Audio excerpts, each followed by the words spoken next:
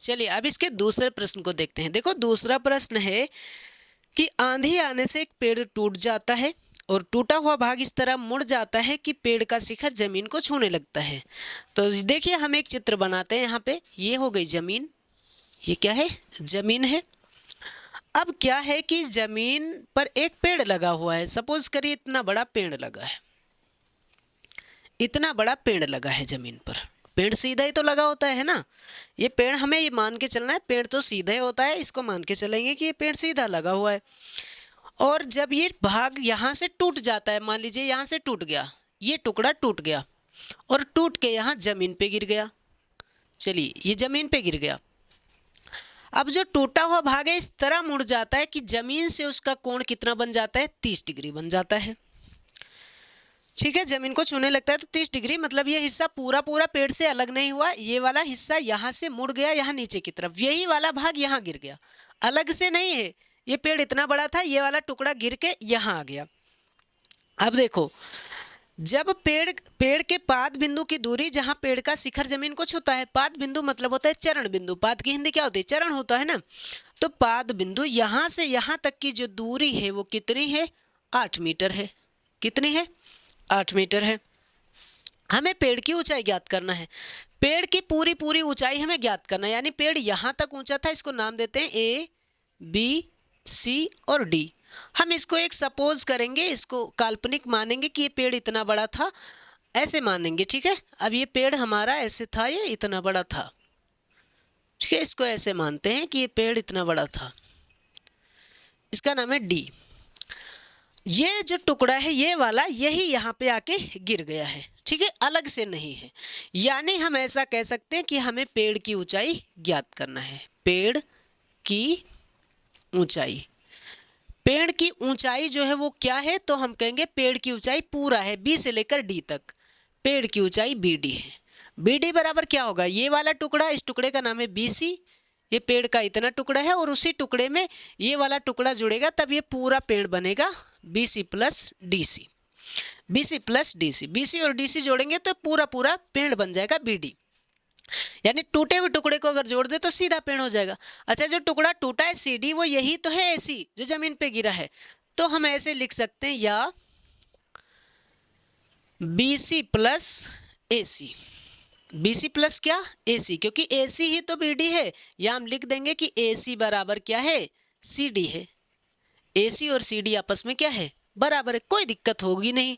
अब चलिए, अब हम एक काम करते हैं भाई साहब, हम एक काम करते हैं, हमें ये वाला टुकड़ा पता करना है कि ये कितना ऊंचा है, फिर ये वाला टुकड़ा भी पता करना है। पता कर लेते हैं। त्रिभुज ए बी सी में, ये ए बी सी में, यहाँ पर हम देखो, ये इसको कहेंगे लंब। क्या कहते हैं, लंब, लंब कहेंगे बीसी को। अब ये जमीन हमें पता है, जमीन को आधार कहते हैं। लंब और आधार किस में होता है, टेन में होता है। लंब और आधार किस में होता है, टेन में होता है। तो हम लिखेंगे टेन, टेन ए बराबर लंब कितना, बी सी, आधार कितना, ए बी। और टेन ए बोले तो टेन 30, ए कितना है, 30 डिग्री तो है, टेन 30 बराबर बी सी कितना है, बी सी तो नहीं पता है। ए बी कितना है, ए बी है 8।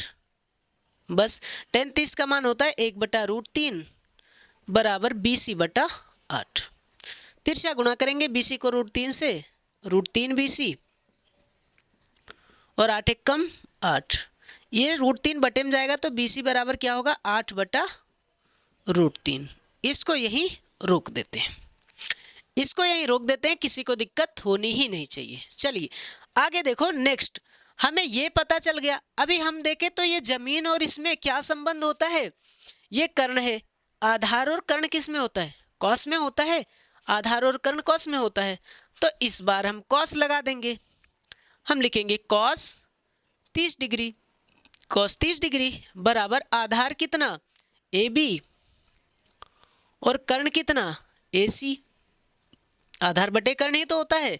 कॉस 30 का मान होता है √3/2। कितना होता है कॉस 30 का मान, √3/2। ए बी कितना है, 8 है। और AC हमें नहीं पता है।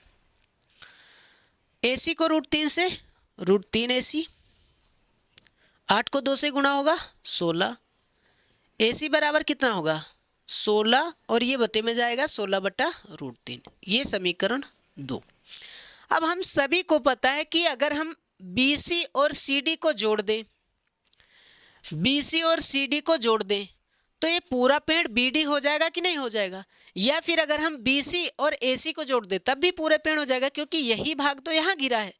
तो हम ऐसा लिख सकते हैं कि पेड़ की ऊंचाई, पेड़ की ऊंचाई क्या है BD है, BD बराबर क्या है BC प्लस AC। ये लिख सकते हैं ना BC प्लस AC। अभी तो मैंने कहा BC कितना है, BC है 8/√3, लिख देंगे 8/√3 प्लस AC कितना है 16/√3। आप सभी भिन्न तो जानते हैं कि जिसका हर समान होता है उसको एक ही जगह लिख देते हैं, और इसको लिखेंगे 8 + 16, 16 और 8 कितना होगा 24/√3। अब क्या करते हैं, परिमेयकरण आपने पढ़ा था, क्लास 9th में आपने पढ़ा था परिमेयकरण।